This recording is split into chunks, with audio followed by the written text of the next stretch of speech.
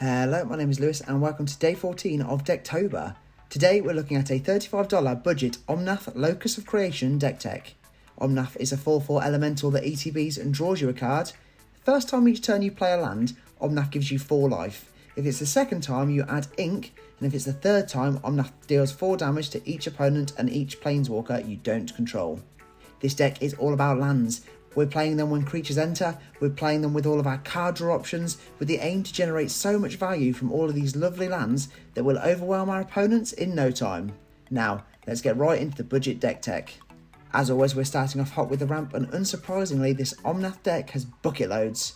Starting off with green Classic Cultivate to get a land onto the field tapped and 1 in your hand, and Harrow to sack a land to search your library and put 2 on the battlefield tapped. We have Embodiment of Spring as an option to pay and sack to get a basic land onto the field tapped, and Dreamscape Artist to pay, discard a card and sack a land to search your library and put 2 basic lands on the field tapped. We've got Springbloom Druid and Roiling Regrowth to sack a land and fetch out 2 basics, again those lands entering tapped. And for more creature land fetchers, we have Farhaven Elf and Ondu Giant that both ETB and allow you to search your library for a basic land, putting it onto the field tapped. The creature land party ain't stopping, as we also have Kirion Trailblazer and Wild Wanderer to ETB and fetch out those lands. There is Yavimaya Dryad with Forest Walk that ETBs and you can search your library for a forest card, putting that onto the field, and Beanstalk Giant to search your library for a basic land, putting it onto the field untapped. The more land and ramp in this deck the better, as we want absolutely everything to be triggering Omnath to deal some damage and get some good extra mana. There is Beneath the Sands to search your library for a basic, putting it onto the field tapped, and Journey of Discovery to search your library for 2 basic lands, putting them in your hand, or play 2 additional lands this turn. Or pay and Entwine to do both. There is Explore to play an additional land this turn and draw a card, and Road to Ruin to search for a basic land, putting it onto the field tapped, with that Aftermath mechanic to deal damage equal to total lands you control. It's Mana Rock O'Clock with Arcane Signet and Commander Sphere, with Commander Sphere having that added card draw option.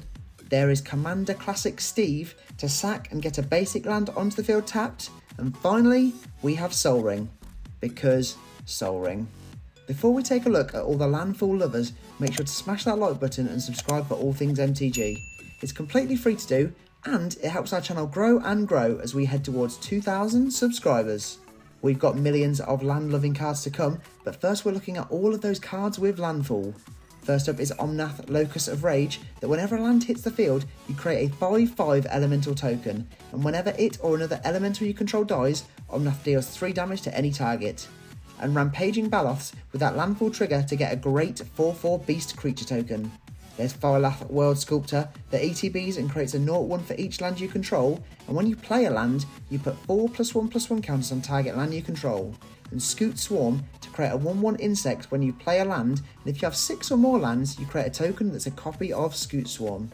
We have some rampy landfallers with Lotus Cobra to add a mana of any colour when you play a land, and Calney Heart Expedition to get a quest counter whenever you play a land. When you have 3 quest counters, you can sacrifice it and get 2 basic lands onto the field tapped. There's Felidar Retreat to get a 2/2 cat token, or a +1/+1 counter on each creature you control whenever a land comes into play, and Marja Bretagard Protector to give all of your other creatures +1/+1, and when a land hits the field you get a 1/1 Human Warrior token. We've got Emiria Angel to create you a 1/1 bird with flying whenever you play a land, and Sporemound to create you a 1/1 sapling whenever you play a land. Having all of these landfall cards are so essential, as basically the entire of this deck is filled with land playing or land fetching cards, so we may as well be building an army or gaining from all of these lands hitting our side of the field.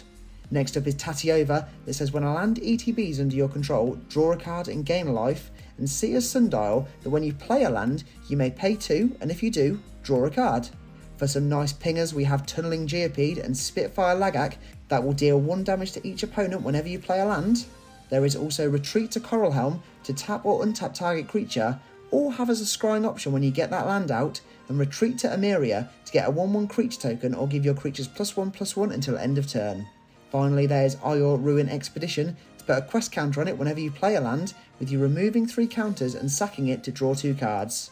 And Druid class to gain life whenever you play a land, with you being able to play an extra land per turn if you level it up. We've looked at the landfall, now let's look at the rest of the ways to get those lands onto the field. First, we've got some tappy creatures with Scaled Herbalist and Skyshroud Ranger to both tap and put a land from our hand onto the battlefield. We have Llanowar Scout to tap and put a land from our hand onto the field, and Frontier Guide to pay 4, tap and search your library for a basic land, putting it into play tapped. We've got Marasa Root Grazer as yet another option to tap and get a land from our hand onto the field, and Urban Evolution to draw us 3 tasty cards and put an extra land onto the battlefield. For more land playing card draw hybrids, we have Eureka Moment to draw 2 and put a land into play, and Growth Spiral to draw 1 and put a land card into play. Fresh from AFR, we have Gretchen Titchwillow to pay and draw a card and put a land from your hand onto the field, and Nahiri's Lithoforming to sack X lands, drawing a card for each land sacked that way, and you may play X additional lands this turn, all entering tapped.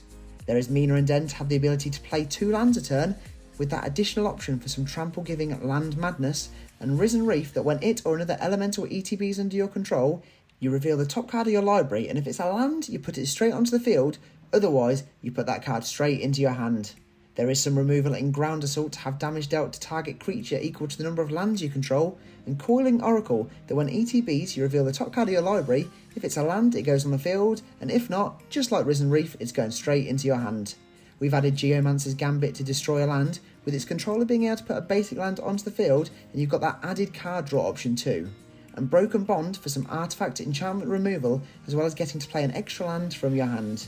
There's Ruin Ghost to exile a land you control and put it back onto the field, and Escape to the Wilds to exile the top 5 cards of your library, being able to cast exiled cards until end of turn, with yet another option to play an additional land this turn. As we said, absolutely everything in this deck is revolving around those lands. We've got card draw, get your lands, removal options to get your lands. They're all having that extra chance for us to play a land and trigger Omnath again and again. Finally, we have Scale the Heights to put a +1/+1 counter on target creature, gain 2 life, draw a card, and play an additional land this turn. Is there anything that card doesn't do? Before looking at these spicy lands, we're looking at the best of the rest in this budget brew. First up is Genesis Ultimatum. We're going to be generating so much mana, we might as well have a big spell to look at the top 5 cards of our library and put any number of permanents onto the battlefield. Suddenly I'm getting MTG Arena flashbacks. And Condemn to put target attacking creature on the bottom of its owner's library, with its controller gaining life equal to that creature's toughness. We've got Cancel to counter target spell, and Rewind to counter target spell and untap up to 4 target lands. Hello, free counterspell. And for this section of our land-loving deck, of course we're going over all of those lands. As always, we're starting with the basics, and here we've got 12 forest and 5 island, as well as packing in more basic lands with 5 mountain and 5 plains. We are forest heavy because, as you can see in this budget brew, it's basically mono green with 3 extra colours splashed in. There's the always trusty staple Commander Tower to get any ink colour, and Naya Panorama to sack and search your library for a mountain, forest or plains and put it onto the field tapped.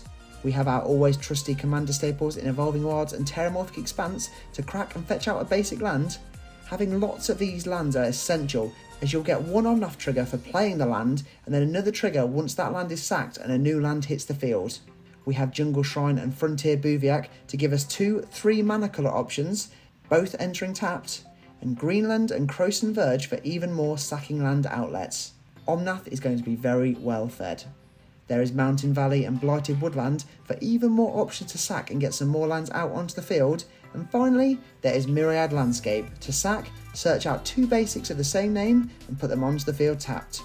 Omnath is an absolutely insane commander that will go down a rampy road that your opponents won't be able to come back from. It is a card I've got in my personal collection, so maybe it's time to make a 4-coloured Omnath deck myself. Be sure to check into Decktober Day 15 tomorrow, and to celebrate being halfway through Decktober, we have a $20 ultra budget deck tech.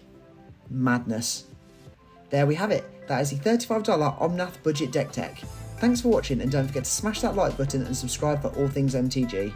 Check out our link tree in the description below for all of our social media and affiliate links, but for now, I am all tapped out. So I'll see you in the next video.